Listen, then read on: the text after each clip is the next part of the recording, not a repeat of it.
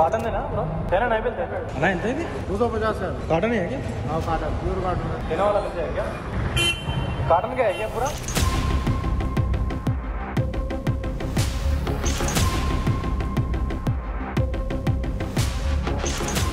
Yes Sankranti అంటేనే మొట్టమొదటిగా గుర్తొచ్చేది చిన్నపిల్లల నుంచి పెద్దవాళ్ళకు కూడా ఆ పతంగులు అయితే గుర్తొస్తాయి. ఎస్ అలాంటి చోటే మనం ఉన్నాం, ఇప్పుడు ధూల్పేట్లో ఉన్నాము.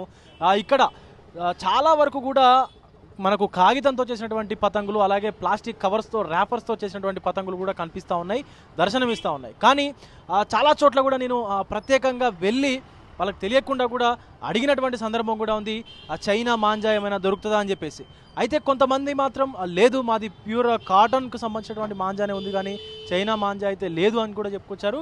కానీ కొంతమంది, అతి తక్కువ మంది, 100లో ఒక 2-3 అయితే ఖచ్చితంగా చైనా మాంజాని అయితే అమ్ముతున్నట్టుగా మనకు ఈ తొలి వెలుగు గ్రౌండ్ రిపోర్ట్లో అయితే తెలిసింది. ఎందుకంటే ఎక్కువ డబ్బుల కోసం కక్కుర్తి పడి ఇప్పుడు ప్రజల ప్రాణాలను, అలాగే పక్షులకు సంబంధించినటువంటి వాటి ప్రాణాలను, పక్షుల ప్రాణాలను, ఇతరులను కూడా ఇబ్బందుల్లో పెట్టేటువంటి ఆ చైనీస్ మాంజాని హైకోర్టు కూడా బ్యాన్ చేసింది. హైకోర్టు కూడా అది తెచ్చిన వాళ్ళకి, అమ్మిన వాళ్ళకి, కొన్న వాళ్ళకి కూడా కఠినమైనటువంటి చర్యలు ఉంటాయి వాళ్ళ పైన అని కూడా ఖచ్చితంగా చెప్పినటువంటి పరిస్థితి కూడా ఉంది. కానీ ఇక్కడ ఉన్నటువంటి కొంతమంది వ్యాపారులు, అందరూ అని చెప్పట్లేదు, అందరూ చాలామంది నేను అడిగినప్పుడు మాత్రం చైనా మాంజా లేదు అని చెప్పేసి చెప్పారు. కానీ కొంతమంది మాత్రం అది 100లో ఒకరిద్దరు మాత్రం ఖచ్చితంగా అది నిగూఢంగా అమ్ముతున్నటువంటి పరిస్థితి అయితే కనిపిస్తూ ఉంది. అయితే ఇది ఇక్కడ కాదు, అమ్మే వాళ్ళని కాదు, కొనే వాళ్ళని కాదు, అసలు తయారీ కేంద్రాలనే లేకుండా చేయాల్సినటువంటి అవసరం అయితే ఉంది. ఎందుకంటే మొన్న మధ్య మనం చూసినాము, ఒక రైతు పొలంలోకి వెళ్ళొస్తుంటే హైదరాబాద్ శివార్లో, నగర్ శివార్లో అతని ముక్కు కూడా కట్టయి 3-4 కుట్లు పడిన పరిస్థితి ఉంది.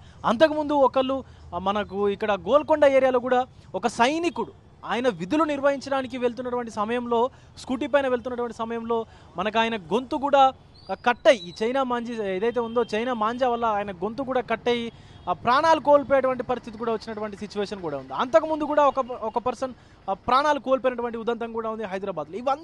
ఇదంతా జరుగుతున్నా కూడా ఇంకా ఎందుకు ఇటు వ్యాపారుల్లో కానీ, అటు ప్రజల్లో కానీ, అటు తయారీ చేసేటువంటి వాళ్ళలో కూడా ఎందుకు వాళ్ళకు ఒక అవగాహన అనేది రావట్లేదో ఇప్పటివరకు అయితే అర్థం కావట్లేదు.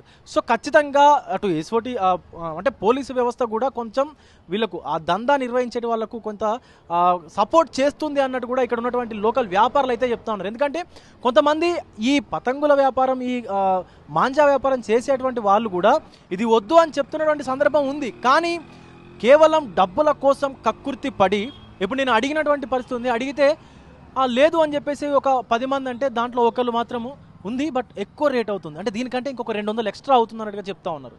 అంటే కేవలం ఎక్కువ వచ్చేటువంటి డబ్బుల కోసం ఇలా చేయడం అనేది ఎంతవరకు సమంజసమో నాకు కూడా అర్థమైతే లేదు. బట్ ఒక్కసారి ఆలోచించండి, అది సరదా కోసం చేసేటువంటి పని, ఇంకొకళ్ళ ప్రాణాలకైతే హాని కలిగించొద్దు. సో అలాంటి దాన్ని హైకోర్టు కూడా వద్దు అని చెప్పిన తర్వాత కూడా ఇలా వ్యాపారాల నిమిత్తం తీసుకొచ్చి అమ్మడం అనేది ఎంతవరకు కరెక్ట్ కూడా మరి తెలియనటువంటి పరిస్థితి కనిపిస్తూ ఉంది. కెమెరామెన్ అజర్తో విజయ్, తొలి వెలుగు, ధూల్పేట్ నుంచి. ప్రపంచంలో ఏ మూల ఏ క్షణం ఏం జరుగుతుందో వేగంగా తెలుసుకోవడానికి తొలి వెలుగు వాట్సాప్ ఛానల్ని ఫాలో చేయండి.